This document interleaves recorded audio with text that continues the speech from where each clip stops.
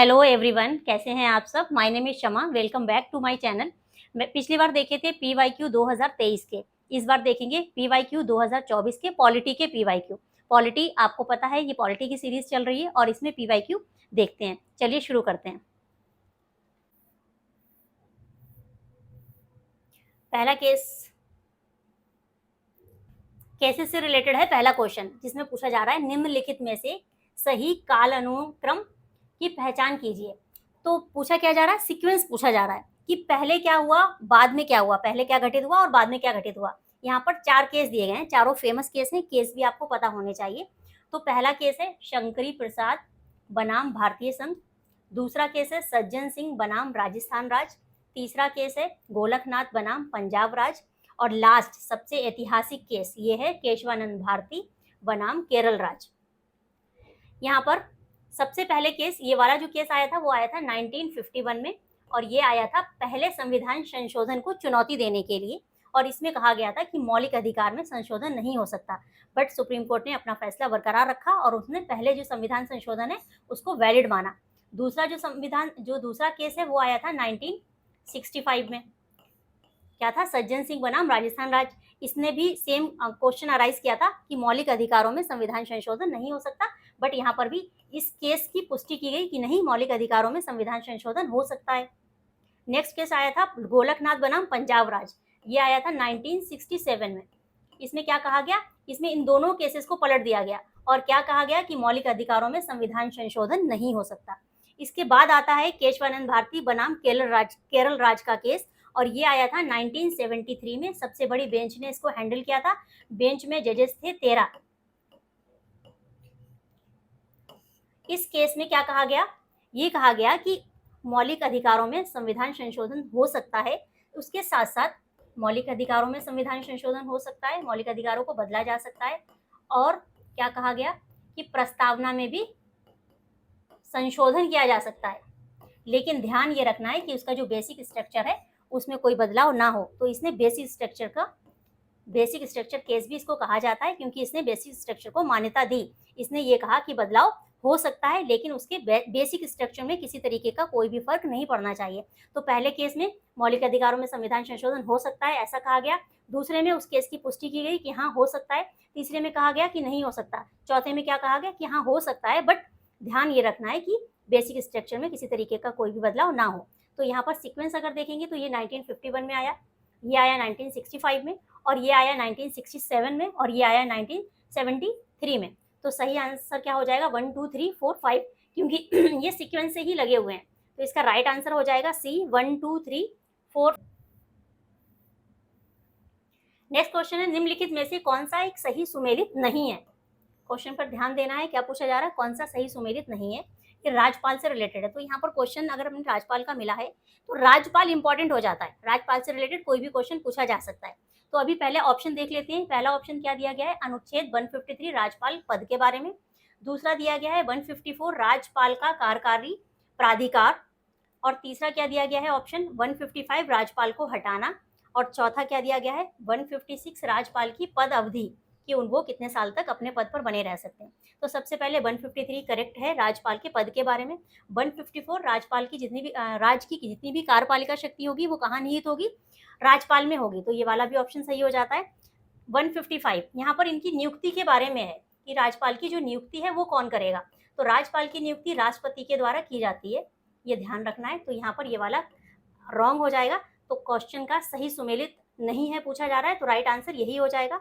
लेकिन इसके अलावा ये भी देख लेते हैं 156 में क्या दिया गया है, राजपाल की पद अवधि के बारे में। वैसे तो जनरली देखा जाए तो 5 साल के लिए होते हैं, लेकिन राष्ट्रपति जब चाहे उनको हटा सकते हैं। राष्ट्रपति के प्रसाद पर्यंत तक ही ये अपने पद पर रह सकते हैं। तो 5 ईयर की जो अवधि है वो फिक्स नहीं है, ये ध्यान रखना। लेकिन लिखा हुआ है कि 5 साल के लिए इनको चुना जाता है, लेकिन राष्ट्रपति के प्रसाद पर्यंत तक ही रहते हैं। अब इसके अलावा राजपाल से रिलेटेड आर्टिकल 157 और 158 और 159 ये भी देख लेते हैं।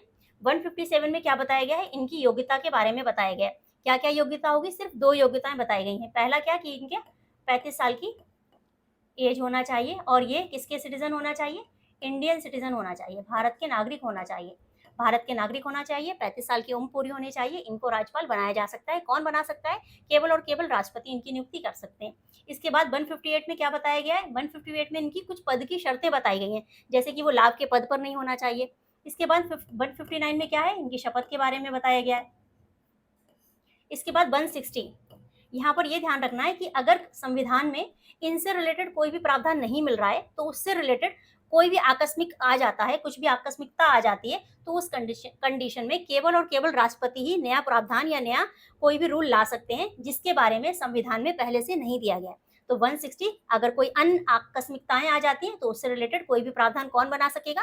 केवल और केवल राष्ट्रपति ही बना सकेंगे। तो इस क्वेश्चन में क्या पूछा जा रहा था? कौन सा सही नहीं है? तो राइट आंसर क्या मिल गया था? राज्यपाल को हटाना। लेकिन राज्यपाल से रिलेटेड सारे आर्टिकल इंपॉर्टेंट है, दोबारा भी पूछे जा सकते हैं। नेक्स्ट क्वेश्चन देख लेते हैं। निम्नलिखित कथन पर विचार कीजिए, भारतीय संविधान में कोई संशोधन लाने का उपक्रम किया जा सकता है। तो क्वेश्चन को ध्यान से पढ़ना है कि भारतीय संविधान में कोई संशोधन लाने का उपक्रम, उपक्रम का मतलब क्या हुआ कि कहाँ इनिशिएट किया जा सकता है, कहाँ से इसकी शुरुआत हो सकती है। तो ऑप्शन पहले देखना पड़ेगा, ऑप्शन क्या क्या दिए हैं।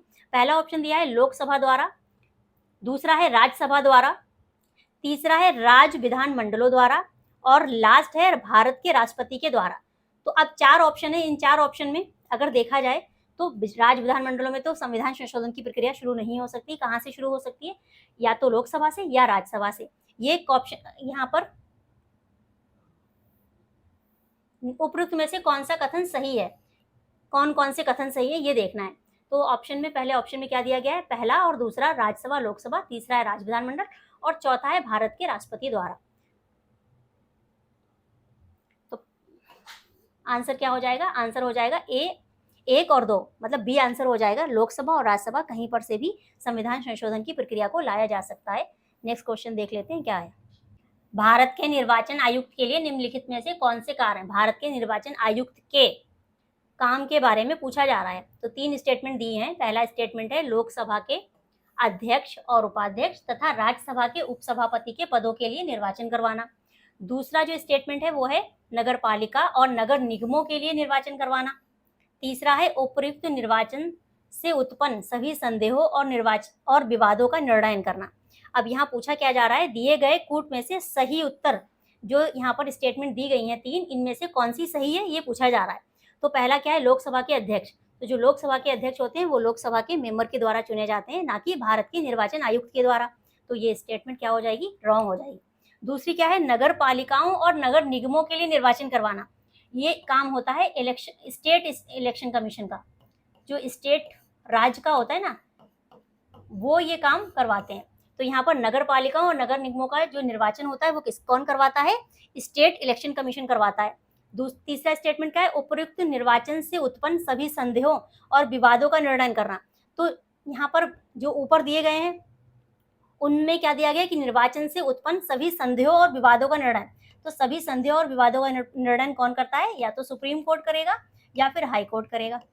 सुप्रीम कोर्ट किसका करेगा? राष्ट्रपति और उपराष्ट्रपति।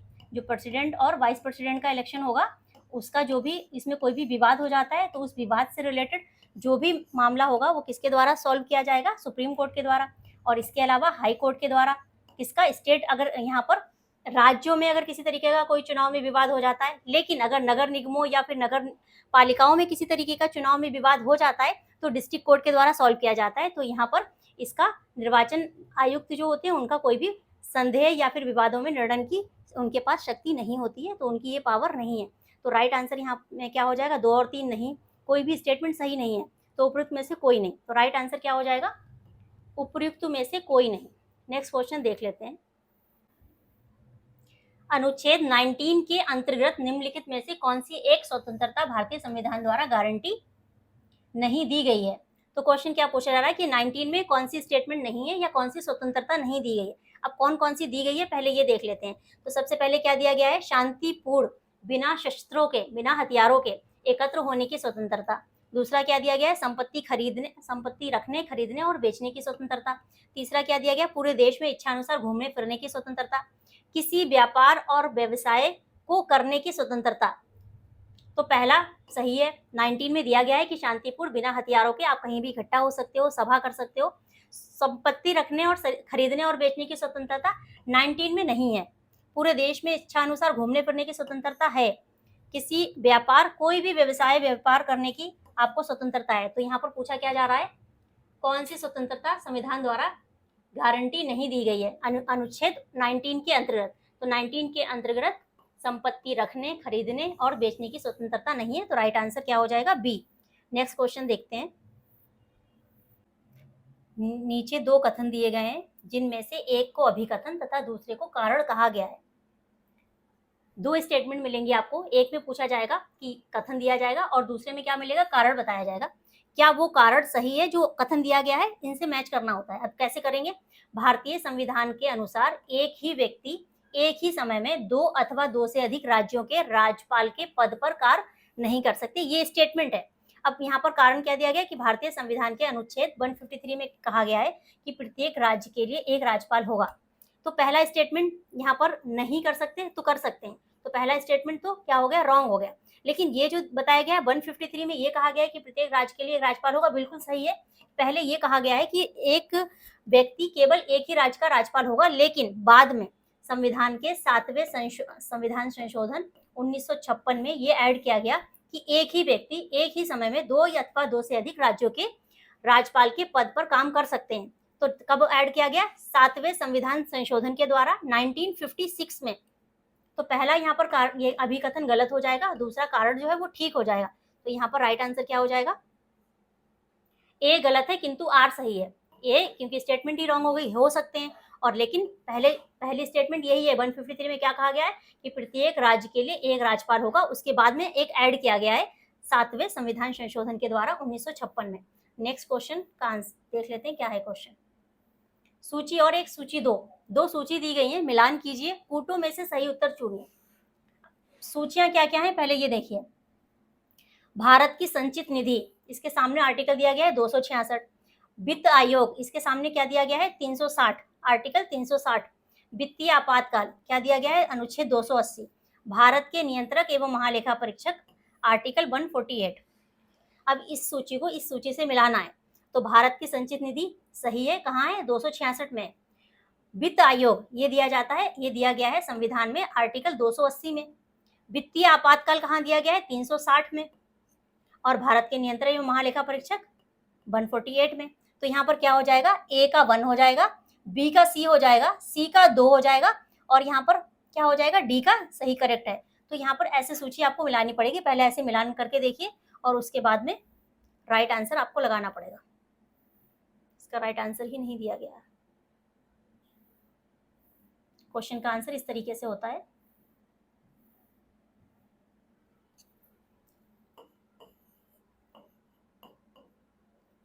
राइट आंसर अगर निकालना है तो पहले का ए, फिर कॉमा दिया होगा, फिर आएगा बी, बी का क्या होगा सी, यहाँ पर 2 आ जाएगा, फिर तीसरा सी, सी में कौन सा है 2,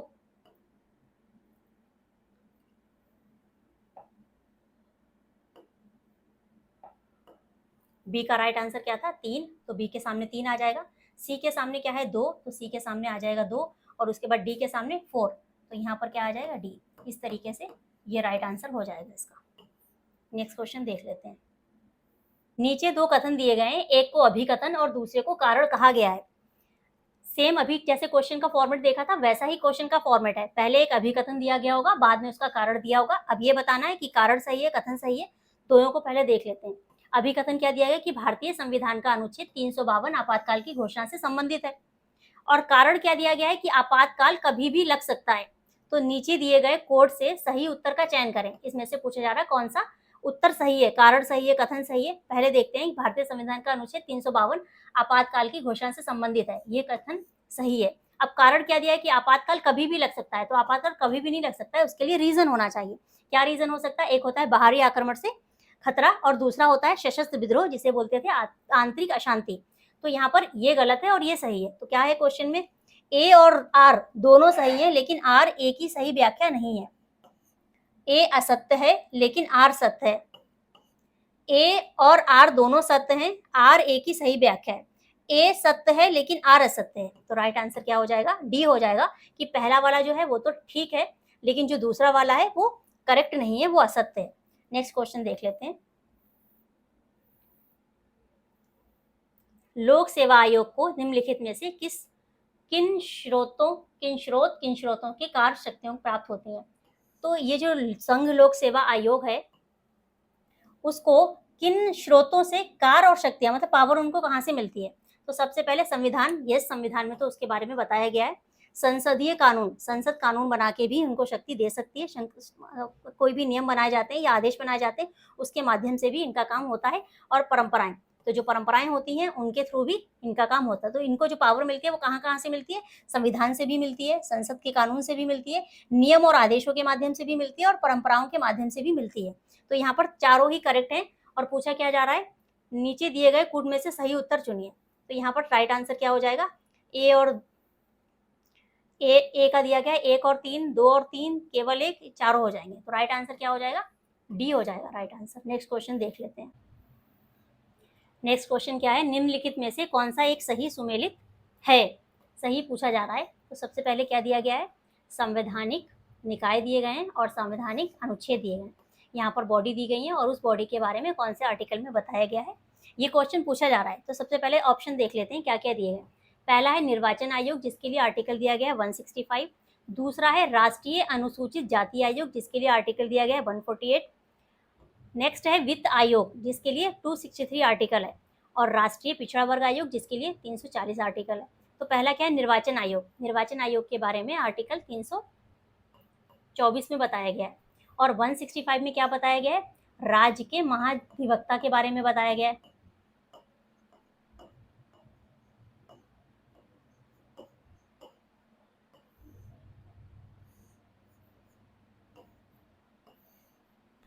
फिर क्या है, राष्ट्रीय अनुसूचित जाति आयोग। और आर्टिकल क्या दिया गया, 148। 148 में तो बताया गया है CAG, भारत के नियंत्रक एवं महालेखा परीक्षक के बारे में। और ये जो राष्ट्रीय अनुसूचित जाति आयोग है ये दिया गया है आर्टिकल 338 में दिया गया है। अब क्या है, वित्त आयोग। तो वित्त आयोग कहाँ दिया गया है, आर्टिकल 280 में दिया गया है वित्त आयोग। अब 263 में क्या दिया गया है, तो इंटर स्टेट परिषद के बारे में क्या दिया गया है, अंतरराज्यीय परिषद के बारे में कहां पर जानकारी दी गई है, 263 में दी गई है। इसके बाद क्या है, राष्ट्रीय पिछड़ा आयोग, ये करेक्ट है। तो राइट आंसर क्या हो जाएगा, राष्ट्रीय पिछड़ा वर्ग आयोग 340। तो भारत का निर्वाचन आयोग 324 में, 165 में क्या दिया गया है, महाधिवक्ता के बारे में। अनुसूचित राष्ट्रीय अनुसूचित जाति आयोग आर्टिकल है 338। और यहाँ पर 148 में क्या दिया गया है, भारत के नियंत्रक एवं महालेखा परीक्षक के बारे में।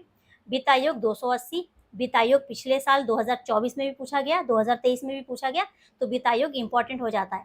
पहले क्या पूछा गया था, पहले ये पूछा गया था कि इसके ये जो वित्त आयोग के अध्यक्ष होते हैं वो अपनी रिपोर्ट किसको देते हैं। तो रिपोर्ट किसको देते हैं, राष्ट्रपति को देते हैं। और भी उससे रिलेटेड स्टेटमेंट की कौन से आर्टिकल में दिया गया है, तो आर्टिकल 280 में दिया, 263 में इंटर स्टेट काउंसिल के बारे में। और राष्ट्रीय पिछड़ा वर्ग आयोग 340। नेक्स्ट क्वेश्चन देख लेते हैं।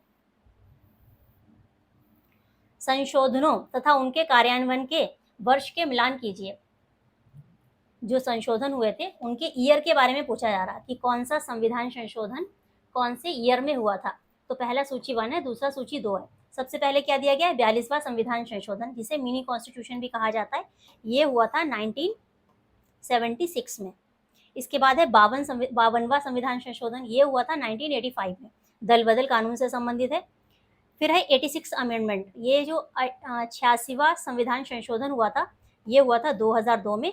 6 से 14 साल के बच्चों से रिलेटेड है। मौलिक अधिकार और मौलिक कर्तव्य दोनों ऐड किए गए थे। मौलिक कर्तव्य 11वां ऐड किया गया था और मौलिक कर्तव्य 21A में 6 से 14 साल के बच्चों के लिए राज्य अनिवार्य शिक्षा की व्यवस्था करेगा, ऐसा बताया गया था। 96 अमेंडमेंट ये कब हुआ था, ये हुआ था 2011 में। इससे क्या हुआ था, इससे जो उड़ीसा, पहले ये था उड़ीसा, अब क्या हो गया है, अब हो गया ओडिशा, ये नाम बदला गया। ठीक वैसे ही जो भाषाएं होती हैं, तो भाषा में उड़िया कहा जाता था पहले इसे, और अब क्या कहा जाएगा, ओडिया। ये बदलाव किया गया 96 अमेंडमेंट के द्वारा। नेक्स्ट क्वेश्चन देख लेते हैं। तो अभी इसका राइट आंसर क्या हो जाएगा, जैसे अभी मैंने सेम वही फॉर्मेट है जो अभी बताया था कि 42वां संविधान संशोधन ए का कौन सा हो जाएगा, तीसरा। तो यहाँ पर जो क्वेश्चन सेलेक्ट करना पड़ेगा वो ऐसे देखना पड़ेगा कि पहले ए का कौन सा हो जाएगा, ए का पहला क्या आ रहा है, तीसरा आ रहा है। तो ए का तीसरा ये है, और इसके बाद बी का कौन सा हो जाएगा, बी का हो जाएगा 1, बी का 1, तो यही राइट आंसर हो गया। ये जो ए है, ए का तीसरा, बी का ये, सी का चौथा और डी का दूसरा, तो राइट आंसर ये हो जाएगा। नेक्स्ट क्वेश्चन देख लेते हैं। नेक्स्ट क्वेश्चन, बट यहाँ पर एक चीज, ये जो है ना 21A, ये है मौलिक कर्तव्य अधिकार, ये है मौलिक अधिकार और ये है मौलिक कर्तव्य, ये ध्यान रखना है। यहाँ पर शायद मैंने गलती से मौलिक कर्तव्य बोल दिया था। तो ये 21A 6 से 14 साल के बच्चों के लिए, और 11 में भी 6 से 14 साल के बच्चों के लिए 11 मौलिक कर्तव्य, जहाँ पर पेरेंट्स के लिए कर्तव्य दिया गया है और ये अधिकार दिया गया है 21A के अंतर्गत। नेक्स्ट क्वेश्चन है, बलवंत राय मेहता समिति द्वारा अनुशंसित त्रिस्तरीय पंचायती राज में निम्नलिखित में से कौन सा एक स्तर नहीं है। पूछा ये जा रहा है कि जो बलवंत राय मेहता समिति थी, उसने जो त्रिस्तरीय पंचायती राज के बारे में अपनी राय दी थी, तो उसमें कौन सा एक स्तर नहीं है। तो सबसे पहले बलवंत राय मेहता 1957 में एक समिति गठित की गई, जिसके अध्यक्ष बलवंत राय मेहता जी थे, इसीलिए इस समिति का नाम क्या पड़ा, बलवंत राय मेहता समिति। और इस समिति ने अपनी जो रिपोर्ट सबमिट की थी वो 1957 नवंबर में सबमिट की थी और ये गठित हुई थी जनवरी में। अब जब नवंबर में ये इसने अपनी रिपोर्ट सबमिट की, तो इसने 3 स्तरीय, पहला स्तर, दूसरा स्तर, तीसरा स्तर, तो कौन से 3 स्तर, पहला है ग्राम पंचायत, ग्राम स्तर पर कौन सी, ग्राम पंचायत, और जिला स्तर पर जिला पंचायत, और ब्लॉक स्तर पर पंचायत समिति। तो पहली ग्राम स्तर पर, दूसरी ब्लॉक स्तर पर और तीसरी जिला स्तर पर। ये 3 स्तरीय पंचायती राज के लिए अपनी सिफारिश पेश की, जिसे बाद में एक्सेप्ट कर लिया गया था। तो यहाँ पर राइट आंसर क्या हो जाएगा, पूछा क्या जा रहा है कि कौन सा स्तर नहीं है, तो कौन सा स्तर नहीं है, न्याय पंचायत, ये स्तर नहीं है। तो पहला क्या है, ग्राम पंचायत, दूसरा क्या है, ये ब्लॉक स्तर पर पंचायत समिति, और तीसरा क्या है, जिला पंचायत। तो ये त्रिस्तरीय पंचायत समिति की गठन किया गया था। नेक्स्ट देख लेते हैं, कौन सा संशोधन अधिनियम भारत में स्थानीय शासन संस्थाओं से संबंधित। स्थानीय शासन का मतलब यही होता है पंचायत, जो अभी देखा।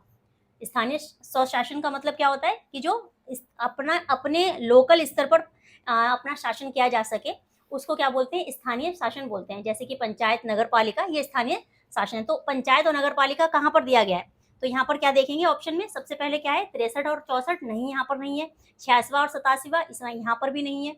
42वां और 43वां यहाँ पर भी नहीं है। 73वां और 74वां संविधान संशोधन में ही नगर पालिका और पंचायत के बारे में है। तो पंचायत के बारे में 73वां और नगर पालिका के बारे में 74वां संविधान संशोधन हुआ था, जहां पर पहले यहाँ पर 11वीं अनुसूची जोड़ी गई थी और यहाँ पर 12वीं अनुसूची जोड़ी गई थी। 11वीं पंचायत से रिलेटेड है और 12वीं नगर पालिका से रिलेटेड है। तो ये राइट आंसर तो ये हो जाएगा। 42वां संविधान संशोधन कब हुआ था, 1976 में हुआ था। और 43वां ये भी 1977 में हुआ था ये वाला। तो 42वां मिनी कॉन्स्टिट्यूशन कहलाता है। 43 में क्या चेंज किया गया कि जो यहाँ पर बदलाव किए गए थे 42वें संविधान संशोधन में, उनको करेक्ट किया गया। कैसे करेक्ट किया गया, जैसे कि जो यहाँ पर हाई कोर्ट और सुप्रीम कोर्ट, इनकी पावर थी रिट जारी करने की, तो उस पर रोक लगा दी गई थी। बाद में इसी पावर को बहाल कर दिया गया। किसको, सुप्रीम कोर्ट को भी और हाई कोर्ट को भी। रिट जारी करने की जो उनकी शक्ति थी, उस पर रोक लगा दी गई थी, बट 43वें संविधान संशोधन से उसको बहाल कर दिया गया। अब क्या है, 86वां संविधान संशोधन और 87वां। 86वां अभी देखा 2002 में हुआ था, जो 6 से 14 साल के बच्चों की एजुकेशन की बात करता है। कहाँ पर, मौलिक कर्तव्य में, मौलिक अधिकारों में। और 87 संविधान संशोधन, ये कब हुआ था, ये हुआ था 2003 में। और यहाँ पर किसकी बात की गई थी, यहाँ पर बात की गई थी लोकसभा और विधानसभा की सीटों के परिसीमन के लिए। किसकी, कि इनको जो आधार बनाया जाएगा, वैसे क्या था, 1991 का आधार था, 1991 की जनगणना का आधार था। लेकिन बाद में क्या बनाया गया, 2001 की जनगणना को आधार बनाया गया और उसी के आधार पर जनसंख्या के अकॉर्डिंग सीट अलॉट की गई, किसको, लोकसभा और विधानसभा को। तो ये 87 किससे संबंधित है, ये लोकसभा विधानसभा की सीटों के परिसीमन से संबंधित है। अब क्या है, 63वां संविधान संशोधन और 64वां संविधान संशोधन। जो 63वां संविधान संशोधन है ये क्या करता है कि जो पंजाब में राज्य आपातकाल लगा था उससे संबंधित है। तो उससे संबंधित क्या है कि जो 356 आर्टिकल है इसमें जो एक क्लॉज था 5, उस क्लॉज को हटा दिया गया था और 359 ए को भी हटा दिया गया था। इसके अलावा जो 64वां है वो किससे संबंधित है, वो स्थानीय शासन से ही संबंधित है। जो ये 73वां और 74वां संविधान संशोधन हुआ था उसका आधार इसी को माना जाता है, लेकिन ये स्थानीय स्वशासन से रिलेटेड था, लेकिन विफल हो गया था, ये सफल नहीं हो पाया था, राज्यसभा से पारित नहीं हो पाया था। नेक्स्ट क्वेश्चन देख लेते हैं। नेक्स्ट क्वेश्चन है, फातिमा बीबी का हाल ही में निधन हो गया, उनके बारे में निम्नलिखित कथनों पर विचार कीजिए। तो ये करंट का क्वेश्चन भी है और पॉलिटी का क्वेश्चन भी है। वो भारत के सर्वोच्च न्यायालय की पहली महिला थी। पहला स्टेटमेंट क्या है कि वो भारत के सर्वोच्च न्यायालय की पहली महिला थी, तो ये करेक्ट है। दूसरा क्या है, उन्होंने 1997 से 2001 तक केरल राज्य के राज्यपाल के रूप में अपनी सेवाएं दी। तो यहाँ पर सेवाएं तो दी उन्होंने राज्य के राज्यपाल के रूप में, लेकिन केरल के नहीं। कौन से स्टेट के, तमिलनाडु के।